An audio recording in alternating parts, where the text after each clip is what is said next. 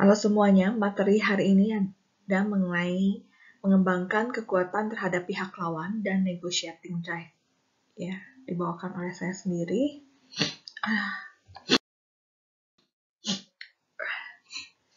Kekuasaan terhadap pihak lawan atau power negotiation, di sini ada 13 power. Dari legitimate power, reward power, coercive power, referent power, charismatic power, expertise power, situation power, information power, kombinasi kekuasaan, the power of crazy, the power of risk sharing, and the power of confusion, and the power of competition.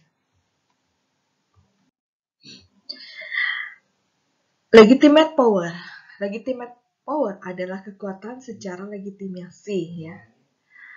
Kekuatan secara legitimasi adalah kekuatan yang dianggap formal atau sah secara struktur organisasi atau secara hukum, ya. Atau hukum baik yang secara hukum, secara formal ataupun informal. 5 hal kecil untuk membangun kekuatan jabatan. Jadi legitimate power itu diasumsikan sebagai jabatan yang kita miliki, posisi, title, atau pendidikan yang kita miliki. Yang pertama adalah gunakan jabatan atau gelar Anda jika punya. Gelar mungkin yang disebut adalah gelar yang paling tinggi, misalnya doktor atau profesor, ya, dan sebagainya. Atau Master of Science atau Master of MBA atau Master of Business and Administration, ya. Gunakan inisial Anda, misalnya. Misalnya kalau Mary Jane, ya, MJ, gitu, seperti itu, ya, atau Tom Hanks, PH, dan sebagainya. Itu kalau di Indonesia juga bisa seperti itu, misalnya. Pak Presiden kita juga Joko Widodo, Jokowi, ya, seperti itu. Itu adalah legitimate power. Jika mungkin bernegosiasi selalu di kantong Anda juga, itu legitimasi secara kondisinya. Lalu gunakan selalu mobil Anda sendiri untuk negosiasi dengan mereka. Jadi kondisi dari segi kepemilikan itu memang kepemilikan kita sendiri. Lalu suruhlah seorang sekretaris untuk menyusun dan menyaring kunjungan-kunjungan yang kita miliki. Bentuk lain dari legitimate power itu adalah positioning.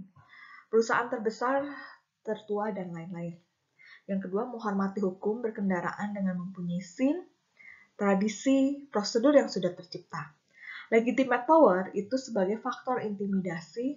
Berapa gelar tidak berarti apa-apa saking banyaknya yang memegang jabatan tersebut. Misalnya kalau gelar tertingginya dokter, tapi karena semuanya sudah dokter, tidak berarti apa-apa, ya, karena udah terlalu banyak dokternya.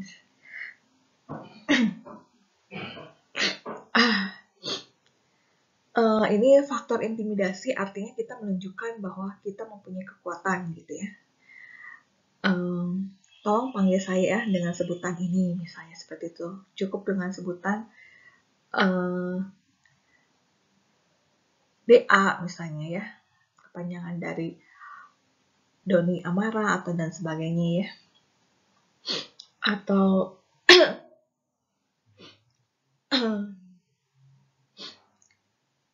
memanggil dengan Pak Dekan atau Pak Direktur, ya. Yaitu juga untuk menunjukkan kondisi atau kekuatan secara legitimasi. Atau Pak Rektor, ya, itu. Atau Pak Komisaris, ya. Pak Komjen, ya, Komisaris Jenderal, misalnya seperti itu, dan sebagainya, ya. Pak Presiden, itu adalah bentuk legitimate power. Tapi kalau di perusahaan juga pun seperti itu, ya. Privacy by prosedur yang sudah tercipta.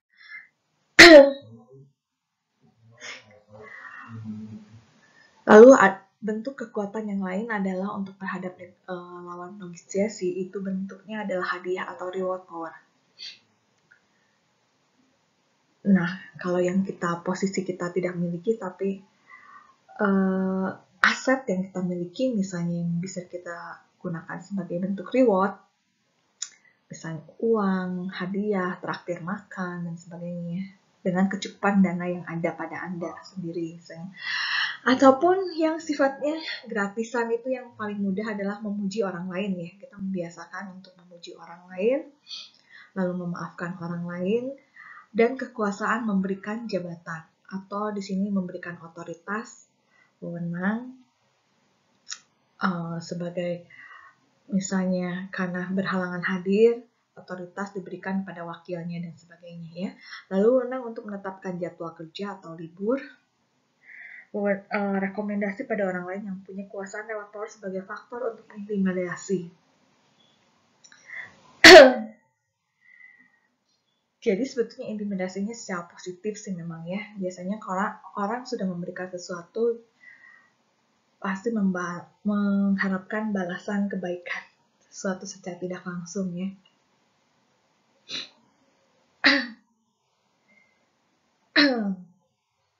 Walaupun ada peribahasa air susu dibalas dengan air tuba, misalnya kebaikan belum tentu dibalas kebaikan, kadang dibalas dengan kejahatan atau sebaliknya ya.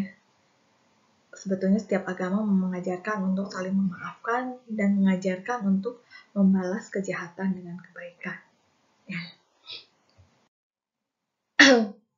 Lalu coercive power. Coercive power ini adalah kebalikan daripada reward power ya. Tadi dalam negosiasi kita menekan pihak lawan itu dengan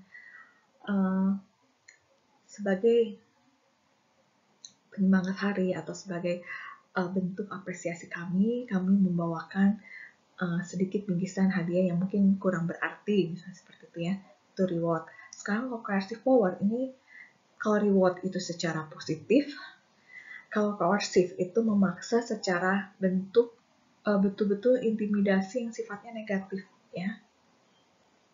Ini kekuasaan untuk mengejek dan mempermalukan.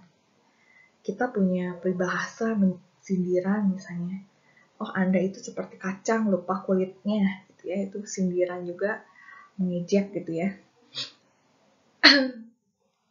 Atau mengejek orang pintar misalnya, sepandai-pandainya tupai melompat pasti akhirnya akan jatuh juga, karena ya pada suatu waktu misalnya kalau dia tidak berhati-hati dia akan jatuh misalnya seperti itu ya. Lalu kekuasaan untuk mempengaruhi suatu reputasi dengan mengungkapkan sebuah rahasia. Kita punya rahasia pribadi dia misalnya. Ya, contohnya itu yang terjadi pada presiden di Amerika yang dulu mantan presiden itu Bill Clinton misalnya.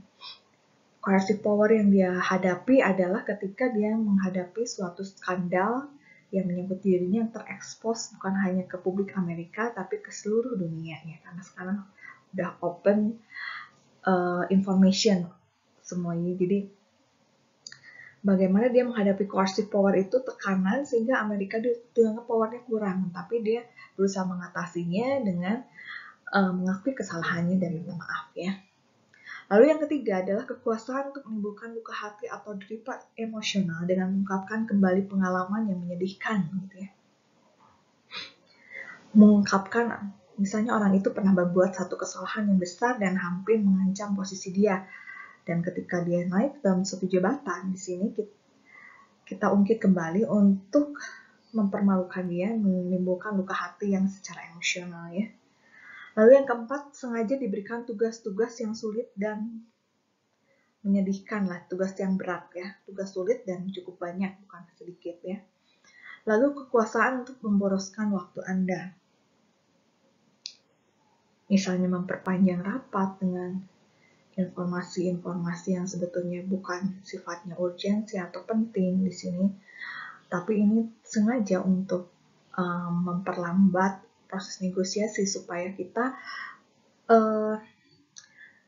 sebagai lawan negosiasinya itu, dengan tujuan lawan negosiasinya itu terhambat untuk melakukan hal yang lainnya, ataupun meeting-meeting dengan klien yang penting sebagai pesaing daripada kita sebagai pihak negosiator yang memberikan coercive power ini tertunda ya. Lalu yang keenam, di sini menyuruh Anda mengulangi suatu tugas atau mengulang kelas. Di sini diberi tugas untuk mengulang kelas. Ini kalau dalam suatu kondisi kebetulan dalam negosiasi itu misalnya antara dosennya dengan mahasiswanya gitu, yang kebetulan mahasiswanya itu mahasiswa bisnis. Mahasiswa bisnis ini menyudutkan dia sehingga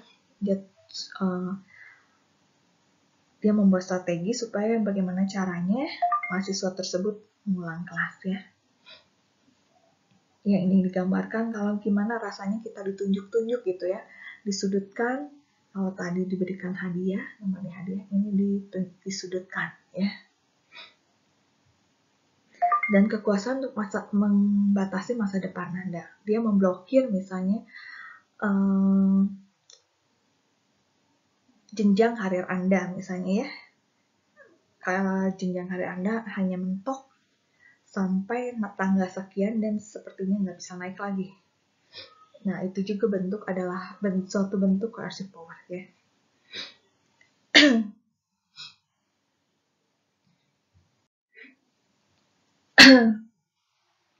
Lalu bentuk berikutnya adalah referent power. Referent power itu, ini saya gambarkan dengan Paus Vatikan. Dalam Katolik itu dianggap satu orang yang sangat agung, jadi dia sudah demikian dianggap dalam suatu seperangkat nilai sistem yang secara diagnosis konsisten, itu dia mempunyai kekuatan lebih. Nah, itu disebut referent power ya. Ini mengacu pada siapa saja yang mempunyai semangat nilai yang konsisten, tapi nggak hanya Paus aja, misalnya seorang presiden juga George Bush ya. Pada saat itu dia sebetulnya ada secara pribadi, mungkin dia tidak suka dengan tindakan yang dilakukan ada Presiden Irak Saddam Hussein. Tapi itu mempengaruhi tindakan dia sebagai mewakili Amerika Serikat dengan posisi dia sebagai presiden ya. Sehingga selalu terjadi perang teluk ya pada saat itu. Lalu yang kedua di sini, Presiden Carter jatuh karena tidak memiliki referent power. Dia adalah yang paling bermoral dan dianggap paling baik, etis dan pintar secara fisikal nuklir. Dia kehilangan kemampuan untuk mempengaruhi karena ia kelihatannya ragu-ragu ya.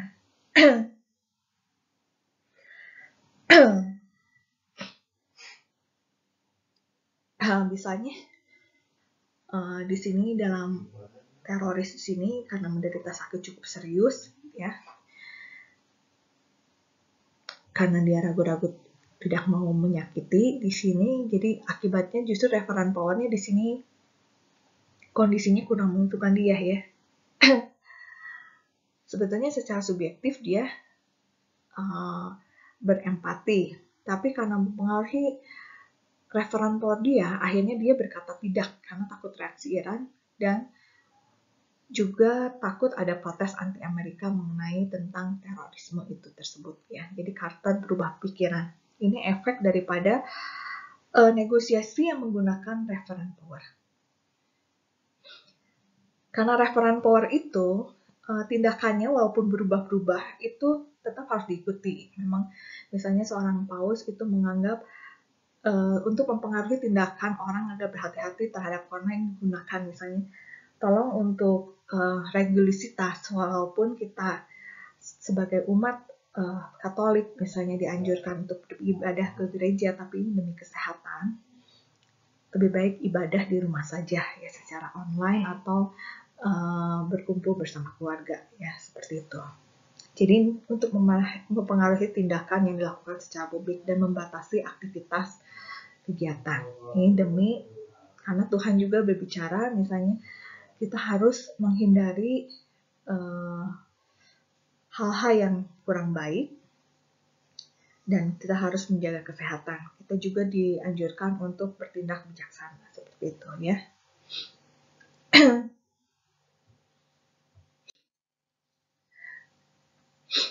Contoh referen ini memang sangat banyak ya. Ini Petra Berson, Noah yang menjadi presiden. Ini banyaknya contohnya presiden. Anda bisa mempercayai saya karena memiliki semangat nilai dan saya tidak akan menyimpang dari nilai tersebut. Kalau ini dia yang sebagai calon presiden, dia berusaha meyakinkan orang-orang dengan kata-katanya dia. Saya ini calon presiden nih. Saya menjamin apa yang saya tawarkan itu bisa dipercaya, misalnya seperti itu ya. Lalu di sini ketika seorang mengreferent power pada Anda memiliki dua alternatif. Kita buktikan bahwa meskipun mereka telah mengatakan pada Anda, mereka tidak pernah membuat pengecualian terhadap peraturan Anda, selalu ada pengecualian. Contoh, akibat Presiden Clinton menghisap 1 linting marijuana, ia kehilangan seluruh kredibilitasnya dalam penyalahgunaan obat-obatan.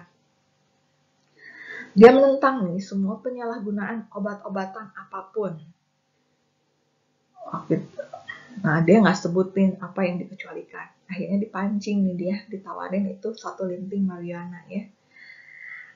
Nah, akibatnya di sini kredibilitasnya diragukan ya dalam penyalahgunaan obat-obatan. Lalu yang kedua, di sini membuktikan bahwa meskipun peraturan tersebut merupakan peraturan baik di masa lalu, peraturan tersebut nggak cocok lagi menghadapi suatu sekarang ini ya. Jadi kalau dulu itu cocok, kok dulu-dulu begini, sekarang kok begini. Ya kita lihat zaman itu dari hari ke hari semakin berubah ya. Jadi konsep berpikir orang-orang juga ada perubahan ya. Walaupun ada lagu ya, Tuhan Yesus tidak pernah berubah gitu ya. Tuhan tidak pernah berubah. Berubah ini artinya adalah dalam sikapnya, sikap positif. Tapi mungkin dalam tindakannya, kalau kita lihat dari perjanjian lama ke dalam perjanjian baru, perjanjian lama itu Tuhan itu serasa sangat kejam gitu ya. Ketika melakukan kesalahan, misalnya ketika orang berbohong, berdusta, itu orang bisa dihukum berbagai macam tulah gitu ya, nyakit. Kalau di perjanjian baru, walaupun hukuman itu masih ada, kita lihat banyak ajaran itu banyak tentang kasih, pengampunan itu lebih banyak ditonjolkan ya. Malahan dalam doa pun perbandingan doa orang Farisi dengan doa orang Lewi itu yang lebih terima justru doa orang Lewi ya, padahal orang Farisi itu yang mengerti banyak mengenai agama itu lebih hafal lah secara konkretnya ya. Seperti itu. Jadi sebetulnya yang diajarkan itu dari zaman ke zaman, dari ajaran agama pun kalau kita lihat ada proses perubahan dari waktu ke waktu ya. Lalu charismatic power.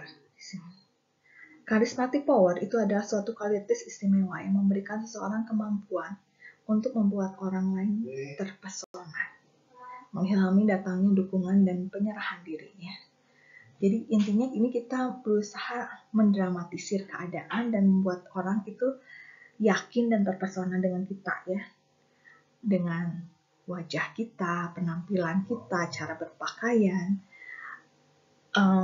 cara kita berbicara, lalu cara kita menginformasikan sesuatu di sini dengan posisi yang dimiliki atau dengan kepandaian meyakinkan publik. Ya ini retorika secara efektif, ini menunjukkan seni manipulatif, itu adalah charismatic power. Seorang pemimpin suatu negara biasanya minimal harus mempunyai charismatic power ini ya. Walaupun mungkin secara bentuk tubuh itu biasanya dianggap bos itu kalau bentuk tubuhnya subur misalnya, tapi ini kurus misalnya seperti itu. Nah, tapi setidaknya secara pembawaan atau cara berbicara dengan sikap dan tindakan, attitude-nya itu menunjukkan karismatik ya, seorang yang mempunyai integritas dan bisa dipercaya oleh publik ya.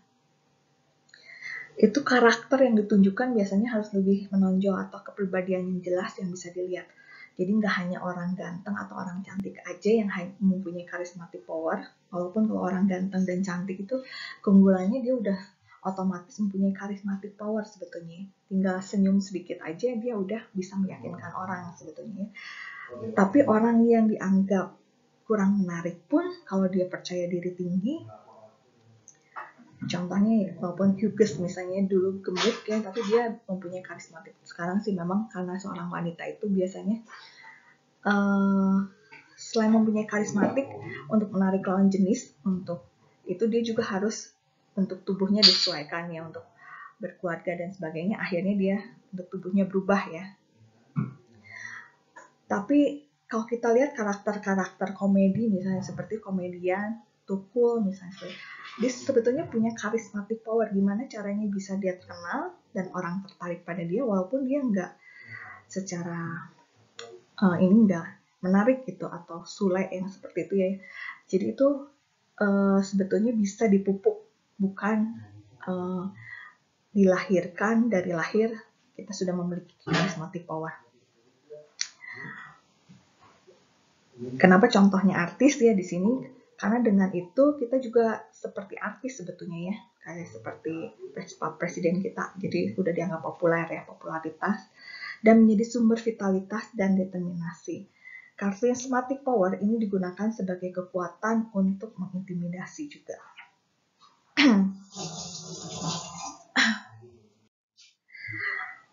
Lalu expertise power.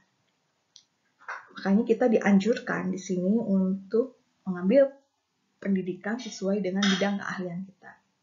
Yang paling mudah adalah seorang dokter. Seorang dokter itu nggak bisa untuk melakukan pemeriksaan kesehatan kalau dia nggak punya lisensi dokter. Ya.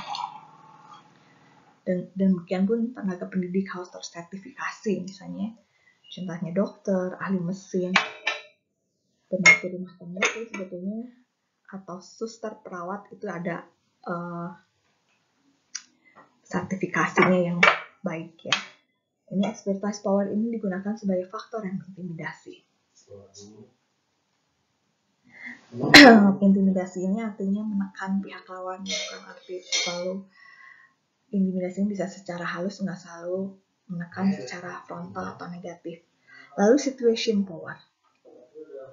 Situation power itu seperti karena pekerjaannya seperti itu, dia bisa melakukan tindakan atau power pada area dia. Misalnya tukang pos, ya. Dia nggak mempunyai kekuasaan di bidang lain dalam hidupnya, kekuasaan utamanya adalah dalam kurir atau pengiriman pos gitu ya. Dalam situasi khusus, ia nggak bisa mendapat, menerima, atau menolak paket Anda ya. Situation power ini juga bisa memposisikan misalnya karena dia posisinya sebagai direktur, dia mempunyai ruangan direktur misalnya, dan ada kekuasaan dia ada di tempat direktur, dia bisa menggunakan situation power-nya itu adalah kantor perusahaan dia bekerja dan tempat dia melakukan pekerjaannya ruang direktur itu adalah situation power ya, yang dimiliki.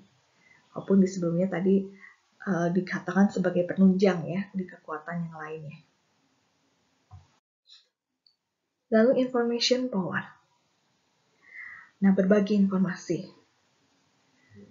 Semakin kita mempunyai informasi yang lebih banyak dibandingkan yang lain, itu kekuatan informasi yang kita miliki akan lebih tinggi. Dan ini kita dapat jadikan sebagai sumber atau kekuatan untuk mengalahkan lawan negosiasi kita. Ya, ini asumsinya dengan banyak mewawancarai ya, agar semakin dekat dengan orang itu. Ketika kita mempunyai hubungan kedekatan, kita mempunyai banyak informasi, banyak rahasia yang kita miliki mengenai dia di sini. Ada kedekatan sehingga orang itu memberikan kelonggaran dalam bernegosiasi pada kita ya. Ya ini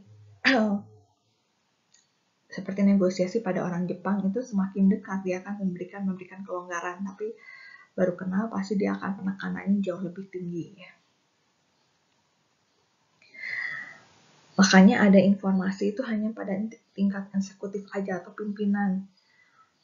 Selebihnya selain pimpinan perguruan tinggi nggak boleh mengetahui informasi tersebut ya, supaya yang mempunyai informasi lebih banyak itu hanya pimpinan dan dia yang mempunyai kendali kontrol pada tingkatan yang di bawahnya, yaitu tingkatan pekerjanya, para karyawannya. Lalu kombinasi kekuasaan. Nah, saya saksikan ini sebagai suatu pelangi bahwa kekuasaan itu harus kita mainkan, nggak cukup satu, bisa lebih, bisa 1, 2, 3 atau seluruhnya. Jadi ada kombinasi ya. Ini contoh yang nggak baik sih ya, saya ambil dari buku itu juga. David Koresh di sini mengatakan kepada pengikutnya bahwa ia adalah Tuhan. Sebuah jabatan atau gelar cukup bagus, tapi ia menekankan reward power. Dia sebetulnya kalau kita lihat dia tampangnya lumayan ganteng lah gitu, ada charismatic powernya dia ya. Lalu di sini jika Anda tinggal bersama saya, Anda akan ikut bisa masuk surga. Reward powernya. Ya, walaupun dia hanya reward powernya janji sebetulnya. Siapa yang pernah melihat surga ya? Jika Anda pergi bersama mereka, Anda akan masuk ke dalam neraka. Itu ya. Ya, kadang pemuka agama juga suka membawakan karena memang tercatut dalam kitab agamanya masing-masing bahwa ikutlah dengan ini gitu ya, pasti terjamin masuk surga gitu dengan percaya saja. Tapi kalau misalnya dengan di luar ini, kita nggak yakin itu pasti semuanya masuk neraka misalnya seperti itu ya. Itu sebetulnya tergantung kepercayaan ya masing-masing. Lalu charismatic power tadi ya, pribadi yang mengagumkan merupakan simbol yang dimiliki semua pemimpin yang dipuja-puja. Nah, selain tampang dia ada, cara berbicara juga dia mengagumkan dan mungkin dia mempunyai simbol kebaikan, ada empati, perhatian pada orang lain, dan banyaknya pengikutnya wanita juga ya, sehingga banyak dipuja-puja, dianggap sebagai pribadi yang mengagumkan dan dianggap bijaksana juga. Tapi menurut saya nggak bijaksana kalau menyuruh pengikutnya sama-sama bunuh diri ya. Lalu the power of crazy. Sebetulnya kita itu mengandung dua sisi ya, seperti konsep yin and yang sebetulnya. Atau di sini kita itu ada sisi baik dan buruk. Nah, sisi buruk kalau keluar itu adalah yang bisa diprediksi itu the power of crazy-nya kita keluar ya. Itu kekuatan seolah-olah gila di sini. Jika Anda bisa meyakinkan pihak lawan bahwa Anda gila, Anda memberi kekuasaan atau kekuatan atau mereka. Sudahlah maklumin aja, mau gimana juga dia tindakannya akan seperti itu gitu ya. Misalnya Saddam Hussein di sini. Saat kejadian tersebut, George Bush menghadapi tantangan yang berat untuk meyakinkan bahwa nggak hanya Saddam Hussein aja yang gila, dia juga bisa lebih gila daripada Saddam Hussein. Ketika si Saddam Hussein melakukan invasi perang, hal yang pertama yang dilakukan adalah membawa tas golf dan berlibur main golf. Ketenangan juga dalam saat kondisi kritis itu bisa menjadi the power of crazy. Ya sebetulnya dalam menghadapi situasi apapun, supaya ada solusi memang harus ada ketenangan. Tapi dalam situasi mendesak ini bisa santai-santai dulu gitu ya, berlibur dulu atau menunda dulu. Makanya ada peribahasa yang sering menunda pekerjaan sebetulnya memang orang yang pintar karena dia tahu urgensinya yang mana yang harus dilakukan lebih dulu ya. Lalu the power of risk sharing. The power of risk sharing itu ada kekuatan dengan membagikan risiko dalam hal negosiasi mengajak orang berinvestasi atau berjudi misalnya. Nah, dalam hal apapun manusia diajarkan untuk saling berbagi misalnya. Tapi ini yang berbagi ini bukan hal yang baik, tapi kita berbagi risiko. Jadi ibaratnya adalah dalam hal berjudi. Berjudi itu adalah kedua belah pihak sama-sama beresiko ya. Nah, dalam hal negosiasi ini yang ditawarkan itu nggak hanya transaksi, misalnya ada investasi ya. Jadi seperti perjudian. Lalu the power of confusion. Saat bingung itu diasumsikan pada saat kondisi berpikir di sini. Kekuatan yang diperoleh dari membingungkan pihak lawan dengan memberikan banyak pilihan, lalu memberikan solusi dan mengarahkan pilihan pada satu pilihan terbaik. The power of confusion ini, orang pada saat bingung itu akan memberikan pilihan yang cepat biasanya, kalau setelah diyakinkan pada satu solusi. Jadi tawarkan 5 solusi nih sekaligus ya, 5 alternatif. Lalu karena bingung ya udah diberikan, ya udahlah, bingung ya. Kalau saya saran sih kamu lebih cocok dengan pilihan kedua. Karena pilihan kedua ini cocok dengan apa yang kamu biasa lakukan misalnya. Ya oke lah, bisa seperti itu ya. Lalu the power of competition. Kekuatan yang diperoleh dengan mengungkapkan adanya banyak pilihan yang menyaingi pilihan kita pada mereka. Jadi artinya di sini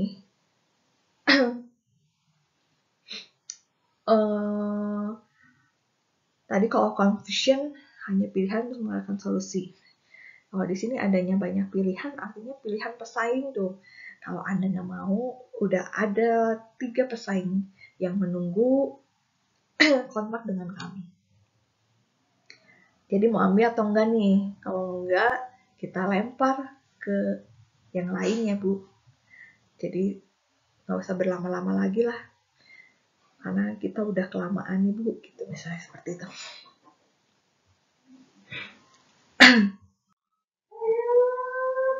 Kalau tadi power, kekuasaan, kalau ini bagaimana ketika kita mengarahkan seperti kita memandu mobil, itu negotiating drive ya.